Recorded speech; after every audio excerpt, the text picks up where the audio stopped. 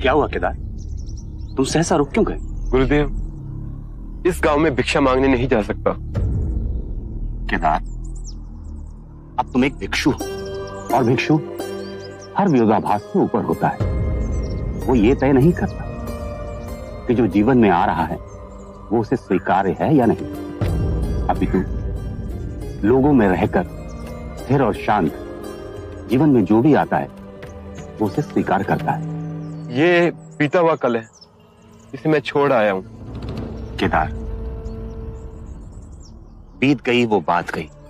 अब तुम्हारा पुनर्जन्म एक भिक्षु के रूप में हुआ है। भूतकाल से निर्भीक हो जाओ। अब तुम्हारा जीवन इस समय इसी दिशा में है। और केदार, भिक्षा हम सिर्फ पेट भरने के लिए नहीं मांगते, बल्कि साधारण लोगों के रूपांतरण का यह शुभ अवसर हमारे पास आता है। आओ। ओम भगवते भिक्षाम देहि।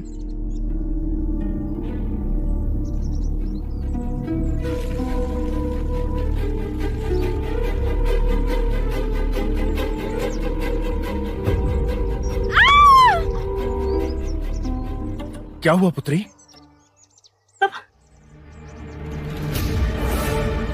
तुम कपटी, निर्लज, तेरा साहस कैसे हुआ केदार? तेरी हिम्मत कैसे हुई इस गांव में आने की? आज मैं तेरे टुकड़े टुकड़े कर दूंगा केदार। ये आप क्या कर रहे हैं? ये एक भिक्षु है। भिक्षु नहीं है ये, मेरी बेटी का फूटा हुआ भाग्य है ये। गत वर्ष इसने मेरी पुत्री से विवाह किया और अब भिक्षु बन गया। भिक्षु बने ये और सारी मुसीबतें सहन करे मेरी पुत्री। इसके माँ बाप ने सारे दोष मेरी पुत्री पर मढ़ दिए और यहाँ मरने छोड़ गए। नाश कर दिया इसने मेरी पुत्री का जीवन। तुझे अगर भिक्षु ही बनना था तो विवाह क्यों किया? जब मैंने विवाह किया मुझे मुक्ति के मार्ग की कोई जानकारी नहीं थी। जीवन के दुखों से मुक्ति पाना चाहता हूँ, शांति चाहता हूँ। फिर मुझे बुद्ध के उपदेश सुनने का अवसर मिला और मेरे गुरुदेव ने मुझे भिक्षुक बनाकर दीक्षा दी। तो इसने तेरी बुद्धि भ्रष्ट की या सद्बुद्धि? मैं तेरी बातों में नहीं आने वाला। तू अपने उत्तरदायित्व से भाग खड़ा हुआ भगोड़े, डरपोक। तुझे वो दुखदाई लगने लगी। संसार छोड़ा इसने, सुखों का त्याग किया इसने, मोह, माया, काम, क्रोध, इन सभी का परित्याग किया, और फिर भी आपको ये डरपोक लग रहा? और नहीं तो क्या? नहीं, ये साहसी है। संसार में चारों ओर फैले माया जाल को तोड़कर ये मुक्ति की ओर बढ़ा। इसलिए बहुत शक्ति की आवश्यकता होती है। हर किसी के बस की बात नहीं है जी। आप अपने क्रोध को शांत कीजिए और विचारिए, यदि ये आपकी पुत्री के साथ रहता तो उसे हमेशा दुख ही देता। कम से कम आपकी पुत्री को उन दुखों से तो मुक्ति मिली। ये सब उल्टी सीधी बातें तुमने इसे सिखाई है। नहीं छोड़ूंगा तुम्हें। अरे ये क्या कर रहे हैं? ये मोगराना है। इनकी वाणी से कितने बड़े भूले भटकों को राह मिली है। कृपा कर आप जाइए यहाँ से। मेरी पुत्री का संसार उजाड़ने वाले, तू भी इस संसार में नहीं रहेगा।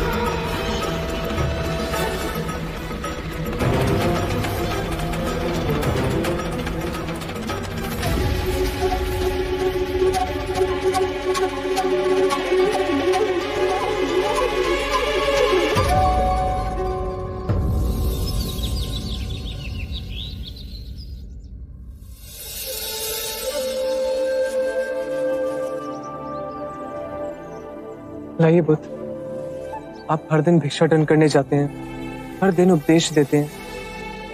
आपकी आयु अधिक हो चली है। आप एक स्थान पे बैठ साधना करना चाहेंगे? क्या आपको लगता है कि इन सारे भिक्षुओं का नेतृत्व अब किसी और के हाथों में सौंपा जाए? मुझे उसकी चिंता नहीं आनंद। मेरे खोजे हुए मार्ग पर मेरा दाहिना और बाहिना पैर मेरे साथ चला और वही सबको सामंजस्य से एक साथ लेकर चलेंगे। मेरे मुक्ति के मार्ग पर सर्वप्रथम चलने वाले वही दोनों होंगे, एक मेरा सेनापति सरिपुत्र और दूसरा मुगलाना, स्पष्ट निडर। मेरा दायां पैर सरिपुत्ता है आनंद और मेरा बायां पैर मुगलाना। बुध, आराम से बुध।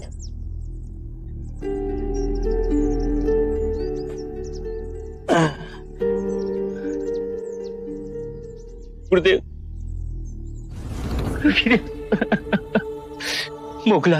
मुगलाना हमारे बीच में नहीं रहे गुरुदेव।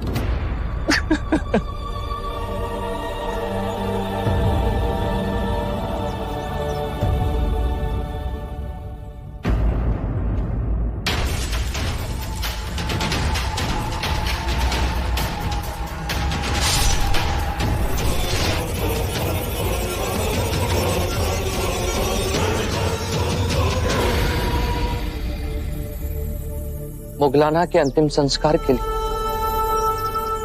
मैं चाहूंगा। अनिच्चावत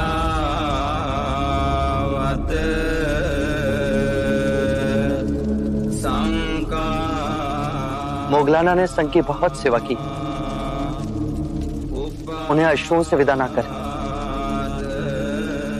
मुगलाना इस ज्वाला के समान निडर थे, साहसी और स्पष्ट वक्ता थे। मुगलाना के जीवन से आप सभी को प्रेरणा मिलेगी। मुगलाना जैसे ज्ञानी कभी नहीं मरते, अपितु एक ऊर्जावान सदैव हमारे साथ रहते हैं। मुगलाना की अस्थियों पर एक स्तूप बनाया जाएगा, जिससे आने वाले काल में भी उनकी स्मृति अमिट रहे।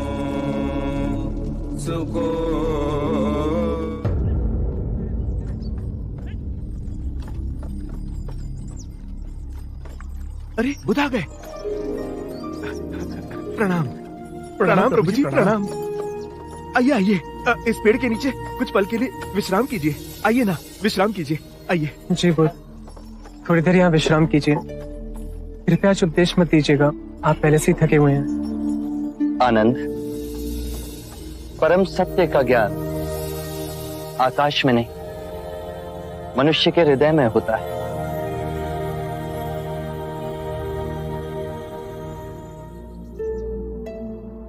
क्या आप सभी पंचशील का पालन करते हैं? हाँ। तो आज हम सब मिलकर एक प्रण लेते हैं कि अपनों से छोटों से हम निर्मलता का व्यवहार रखेंगे। अपनों से जो वृद्ध हैं उनसे दया का भाव रखेंगे। जो प्रयत्नशील हैं उनसे सहानुभूति का भाव रखेंगे। और जो निर्बल है, चाहे वो बुरा ही क्यों ना हो, उससे उदारता का भाव रखेंगे। ध्यान रहे, हमारे जीवन में कभी ना कभी ये सभी दशाएं आती हैं। प्रभु, कभी कभी हम ना चाहते हुए भी नीच व्यवहार और प्रवृत्ति में वापस गिर जाते हैं। यदि ये भाव आपके अंतर में आया और फिर भी आप नीच प्रवृत्तियों में गिरे, तो स्वयं ही संभल जाएंगे। जो हम हैं वो केवल विचारों के कारण ही हैं। यदि हम बुरा सोचेंगे तो हमारे कर्म भी बुरे बनेंगे और दुख हमारे जीवन में छाया की तरह चलेगा। जैसे बैल के पग रखते ही बैलगाड़ी उसी दिशा में घसीटती जाती है। और यदि हम अच्छी सोच रखेंगे तो हमारे कर्म भी अच्छे होंगे और सुख सदैव हमारे जीवन में छाया की तरह चलेगा। यदि जीवन का निचोड़ कुछ और हो तो क्या होगा महात्मा? अंत में 3 बातें ही महत्वपूर्ण हैं। पहली, क्या हम सहृदय से प्रेम कर सकते हैं? दूसरी, क्या हम पूर्णतः जी सकते हैं? और तीसरी, क्या हम गहराई में जाकर सब कुछ छोड़ सकते हैं? बुद्ध, नालागांव से समीर चंद गुरुदेव शरीपुत्र का समाचार लेकर आए हैं। हम सभी के जीवन का लक्ष्य है जीवन के लक्ष्य को ढूंढना, और वो मार्ग मिलते ही उसके लिए पूर्ण हृदय और आत्मा से स्वयं को समर्पित कर देना।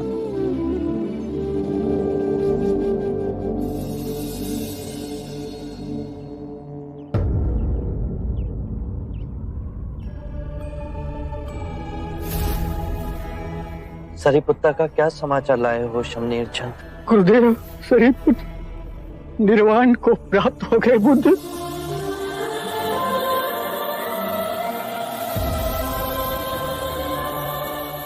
नाला पहुंचकर गुरुदेव अपनी माता की सेवा में दिन रात लगे रहे, किंतु उनकी माता का देहांत हो गया।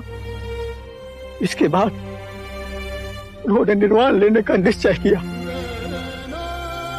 और मुझे बुलाकर कहा कि मेरे निर्वाण लेने के पश्चात मेरे अस्थियों का कलश, मेरा भिक्षा पात्र और मेरा भिक्षु का वस्त्र आपको भेंट कर दिया जाए।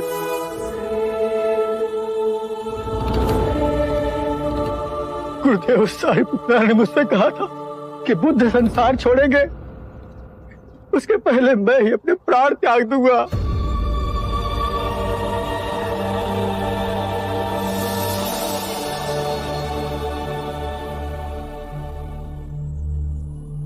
बुद्ध, जब मैंने सरीपुत्र के निर्वाण का समाचार सुना तो इतना गहरा आघात हुआ कि लगा मुझे लकवा मार गया है। मेरे मन में धुआं सा भर गया। इतनी गहन क्षति पहुंची। आनंद, क्या सरीपुत्र अपनी मृत्यु के साथ तुम्हारे नीति वचन, तुम्हारा ज्ञान, तुम्हारी समझ, तुम्हारा ध्यान, तुम्हारी स्वतंत्रता सब कुछ ले गए? नहीं बुद्ध, ऐसा नहीं। जब सरीपुत्र जीवित थे तो वो धर्म को पूर्णतः जिए। उन्होंने सब भिक्षुओं को दिशा दिखाई, सिखाया, प्रोत्साहन दिया। अब मुगलाना और सरीपुत्र के जाने के पश्चात पूरा संग सूना हो गया। आप दिखाते नहीं, पर अंतर से कैसे दुखी ना होंगे? तुम भूल गए आनंद। याद है मैंने तुमसे कहा था, जन्म के साथ मृत्यु छाया के समान आती है। जो मिले हैं वो बिछड़ेंगे। सभी धर्म नश्वर हैं, उनसे लगाव मत रखना। जन्म, मृत्यु, अस्त होना, उदय होना, इन सब से तुम्हें ऊपर उठना है। सरीपुत्र एक महान शाखा के समान थे।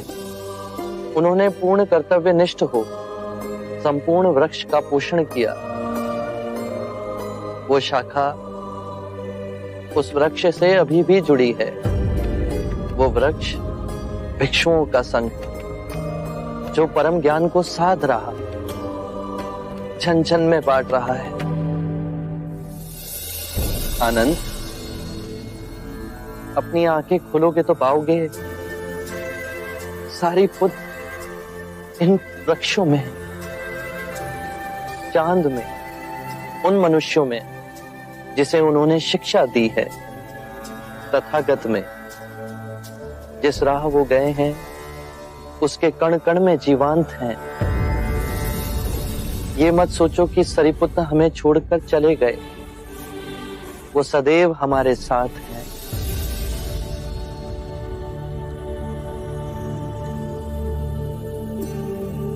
मेरे प्रिय भिक्षुओं,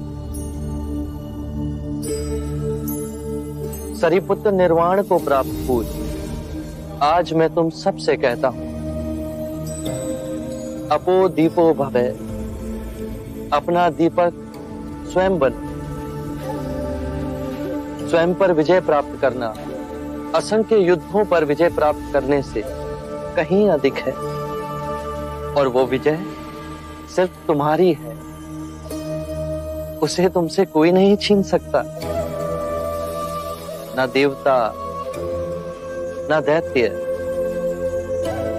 ना स्वर्ग, ना ही नर्क।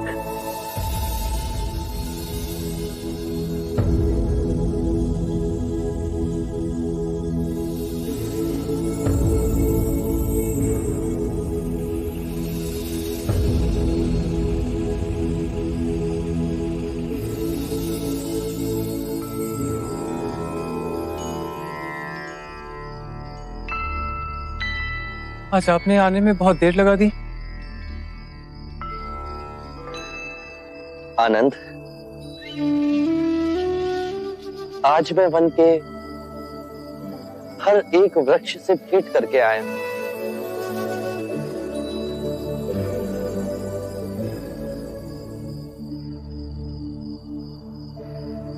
हर एक वृक्ष में मैंने सरीपुत्र की छवि को देखा।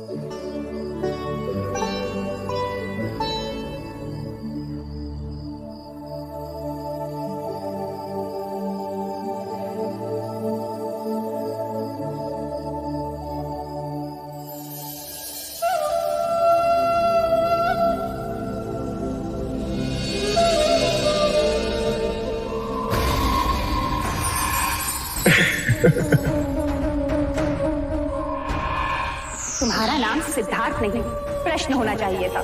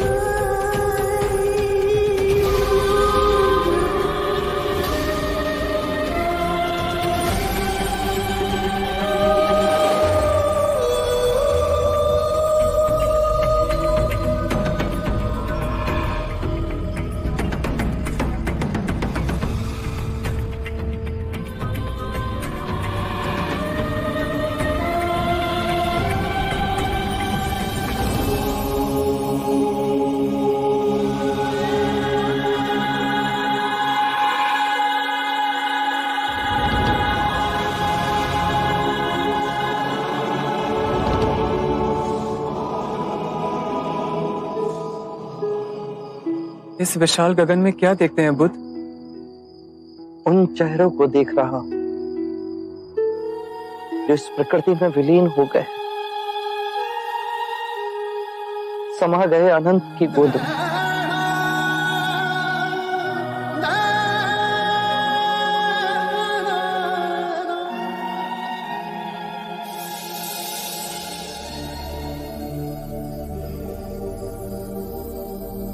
आनंद, अब हम यहां नहीं रहेंगे, हम वैशाली जाएंगे, समीपस्थ वन होते हुए।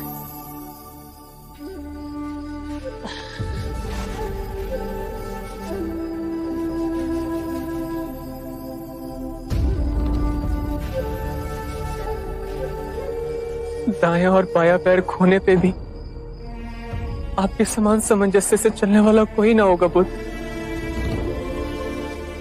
मोगलाना और सरीपुत का विराम सह नहीं पा रहे। आप पे क्या बीत रही होगी जो हमसे अधिक करुणामयी, कोमल और पवित्र है।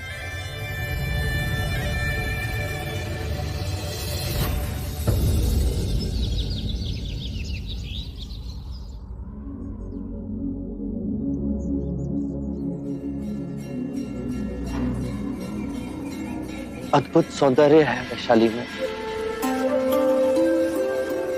यहाँ के मंदिर भी अभूतपूर्व सुंदरता से चमकते हैं। आनंद, मैं कुछ देर चपला मंदिर में विश्राम कर लेता हूं।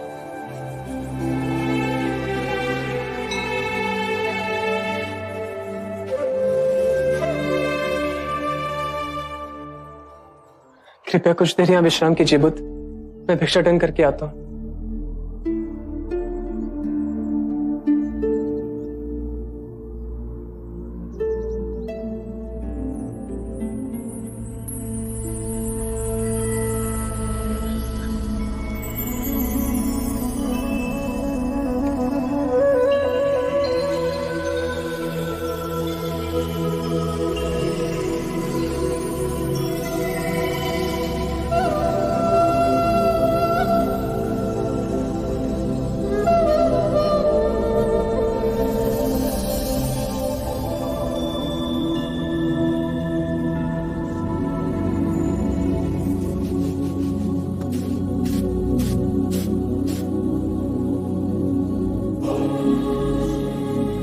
बच्चे इतने चुप क्यों हो गए?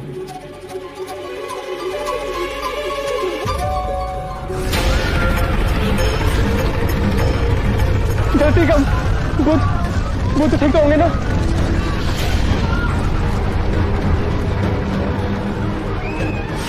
आपको कुछ हुआ तो नहीं? अचानक पंछियों का कलरव शांत हो गया और एक अजीब सी चुप्पी हर ओर छा गई और फिर धरती बुरी तरह से कंपित हुई। बुद्ध, ये किसी भयंकर प्रलय का संकेत तो नहीं? आनंद, मेरे समीप आकर बैठो।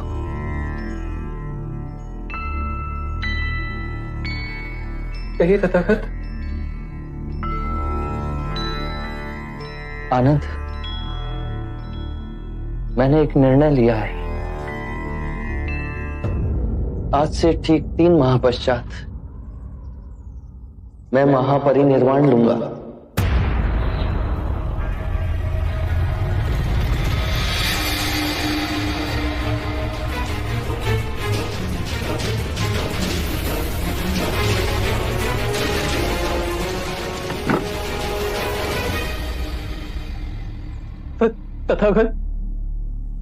तथागत क्या कहा आपने?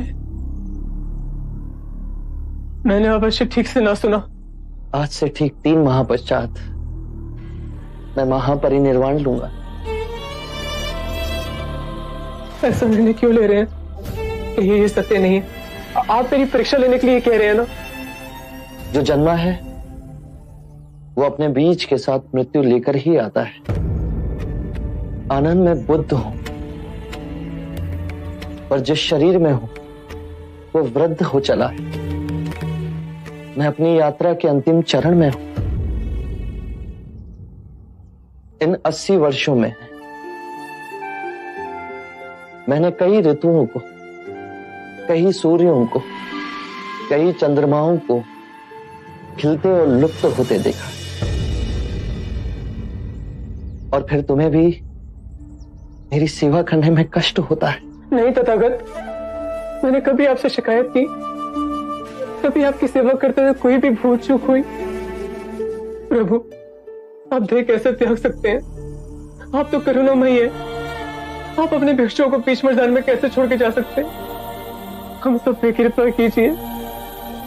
हे दयालु, हम सब पे दया कीजिए।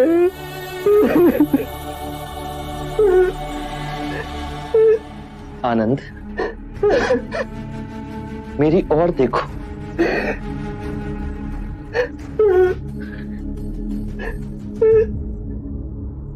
तुम्हें अपने तथागत पर विश्वास है? तो फिर यही समझ लो कि जो मेरा निर्णय है वो समय के अनुकूल है। मैं 3 माह पश्चात अपना ये देह त्याग दूंगा। अपने अश्रु पहुंचो आनंद। धैर्य धरो, अभी तुम्हारे ऊपर बहुत बड़ा उत्तरदायित्व है। आनंद, जाओ और जाकर सभी भिक्षुओं को कुटाकार धम्म सभा भवन में एकत्रित करो। मैं अपना अंतिम उपदेश वहीं दूंगा। मुझसे नहीं होगा बुद्ध, मैं हार गया बुद्ध। जीवन में सबसे बड़ी हार अपनी संभावना से मुख मोड़ना। तुम अभी जानते नहीं कि तुम क्या सह सकते हो। किस पद पे आप हमें छोड़ के चले जाएंगे? आनंद,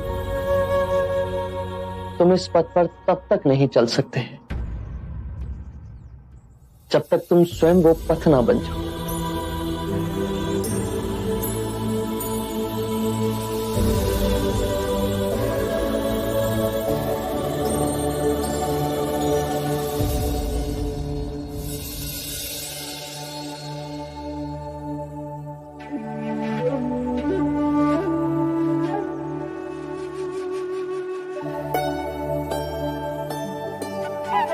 हमें ना देंगे?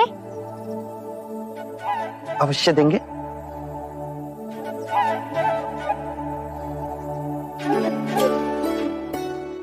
आज फिर आपने भिक्षा में मिला हुआ सब कुछ बांट दिया।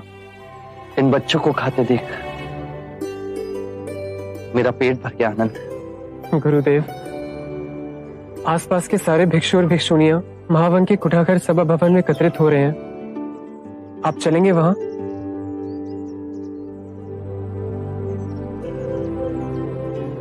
वैशाली कितनी सुंदर है आनंद। मैं इसे अंतिम बार देख रहा हूं। आनंद, जिस प्रकार सर्प अपनी केंचुली छोड़ नया रूप लेता है, उसी प्रकार तुम्हें भी अपने भूतकाल को छोड़ते रहना होगा। आज के उपदेश के पश्चात हम पावा की ओर चलेंगे।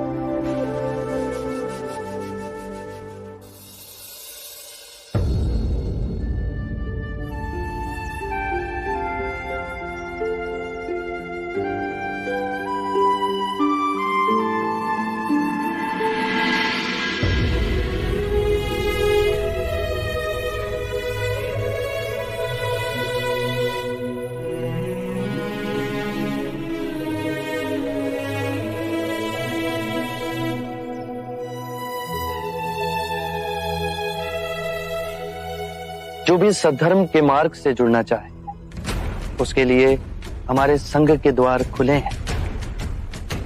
फिर वो चाहे किसी भी वर्ण का ही क्यों ना हो, कोई भेदभाव नहीं होगा।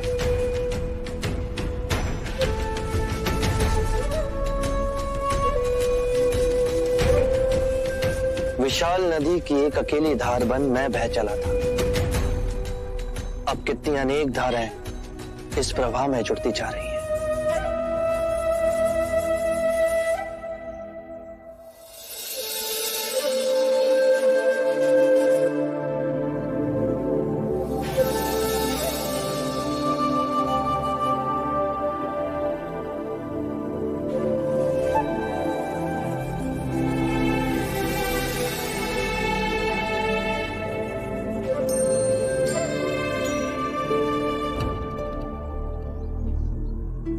भगिनी, क्या ये सत्य है कि 3 माह पश्चात बुद्ध वहां परिनिर्वाण लेंगे? हाँ, ये तो उनकी कृपा और करुणा है जो अंतिम बार उपदेश देने के लिए यहाँ पर आए हैं। बुद्ध के जाने के बाद हमारा जीवन कैसे बीतेगा, ये सोचकर भी मैं कहाँ पुटती हूँ। आज मैं देख पा रहा हूँ कि कैसे एक एक बूंद मिलकर सागर बनता है। 3 सत्य हैं जिन्हें आपको जन जन तक पहुंचाना है।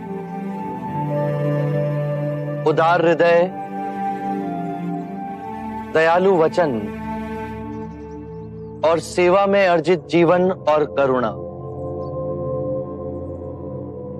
ये 3 ही मंत्र हैं जो मानवता का नव निर्माण करेंगे।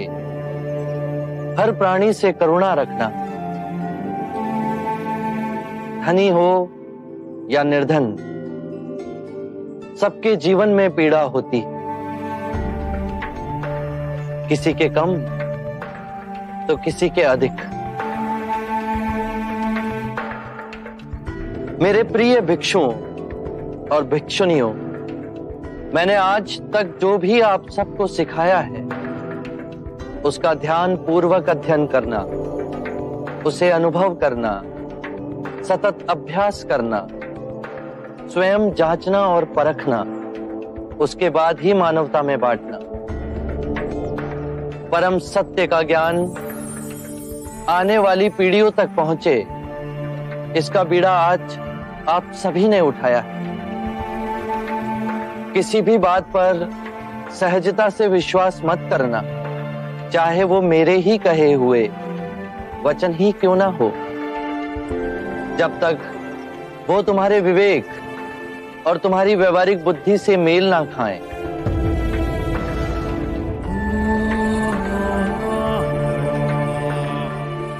मेरे प्रिय भिक्षुओं और भिक्षुनियों, धर्म नश्वर है, वो जन्म लेते हैं और मृत्यु को विलीन हो जाते हैं। हर क्षण मुक्ति के लिए प्रयास करना। आज से 3 माह पश्चात मैं महापरिनिर्वाण लूंगा।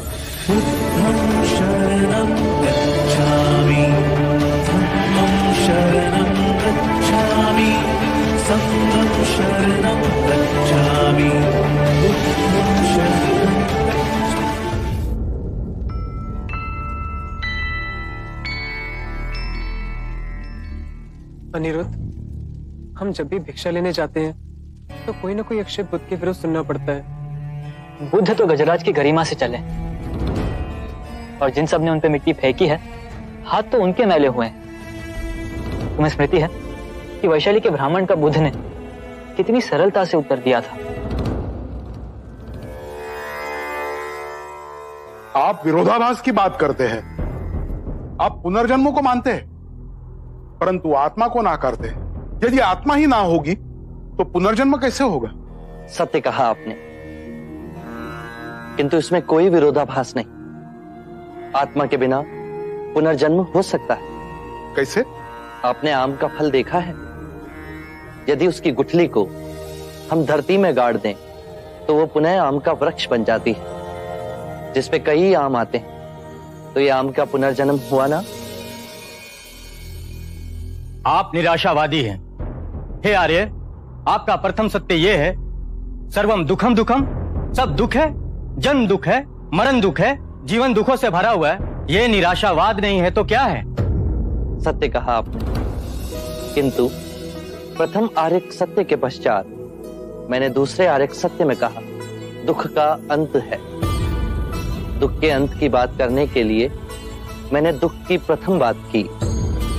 जो मार्ग दुख कैसे दूर किया जाए उसके बारे में बताता हूं। वो मार्ग निराशावादी कैसे हो सकता है? आप संसार को तोड़ने आए हैं। आप युवाओं को भिक्षु बनाते हैं। मैं संसार को तोड़ता नहीं, अपितु संसार के मिथ्य सुख को छोड़ जीवन के स्रोत तक चलने के लिए कहता हूं। इस पथ पर चलने के लिए बहुत शक्ति चाहिए।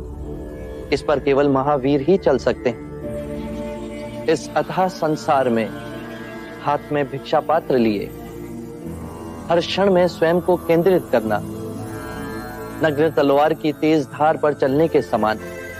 यदि कोई पुत्र जागा हुआ ना हो तो वो संभवतः परिवार का कल्याण कर सकता है, परंतु गहरी क्षति पहुंचाने की संभावना अधिक होती है। उसी प्रकार भिक्षु संपूर्ण संसार को अपना परिवार समझते हैं। एक जागा हुआ भिक्षु संपूर्ण संसार का कल्याण ही करेगा। ये सत्य है। आपने दिखाए अहिंसा के मार्ग पे चल सैनिक रक्षा करने की जगह सन्यासी बन गया है। न्याय करना चाहते हैं पर वो दोषी बन जाते हैं। सत्य कहा आपने, किंतु अहिंसा रूपांतरण है। हिंसा से हिंसा को समाप्त नहीं किया जा सकता। हिंसा प्रेम से समाप्त की जा सकती है, और यही प्रकृति का अटल नियम है। हर मनुष्य को मृत्यु से भय लगता है, और यही भाव आप सबके अंतर में देखेंगे तो हिंसा का परित्याग स्वयं ही आपके अंतर से हो जाएगा।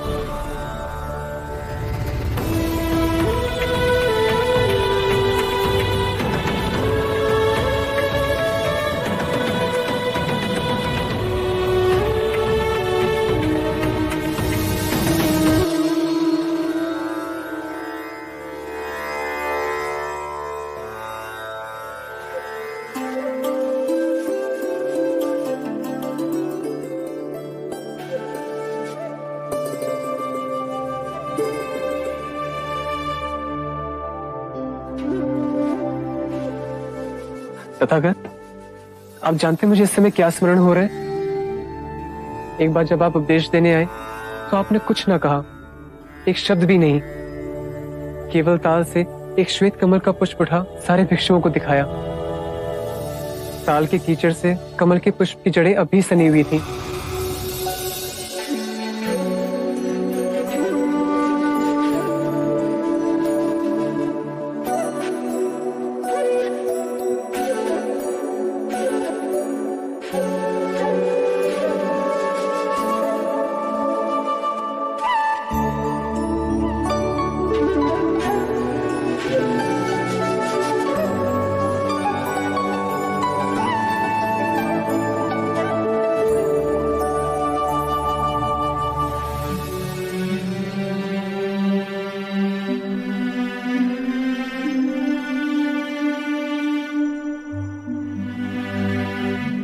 उसे पुष्प सूत्र कहा गया।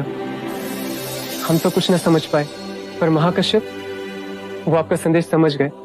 जो शब्दों से कहा जा सकता था वो मैंने भिक्षुओं से कह दिया, और जो शब्दों से नहीं कहा जा सकता था वो मैंने महाकश्यप को सौंप दिया। आनंद, यदि खिले फूलों का चमत्कार ध्यान में अपनी मन की आंखों से देख लिया तो पूरा जीवन रूपांतरित हो जाएगा। और समझाइए मुनिवर। उस श्वेत कमल के पुष्प ने अपने जीवन की यात्रा का आरंभ पानी के अंतर से किया, फिर वो उगा और बढ़ा, और फिर जल के ऊपर आ स्वतंत्र हो उठा। उसी प्रकार मैंने भी इस संसार से उठ परम सत्य के ज्ञान को प्राप्त किया। आनंद, हमें पावा की ओर प्रस्थान करना है। हमारे सांसारिक भिक्षु चंद ने हमें भोजन के लिए आमंत्रित किया है। हमें जाते जाते उसकी भी इच्छा पूर्ण करनी है।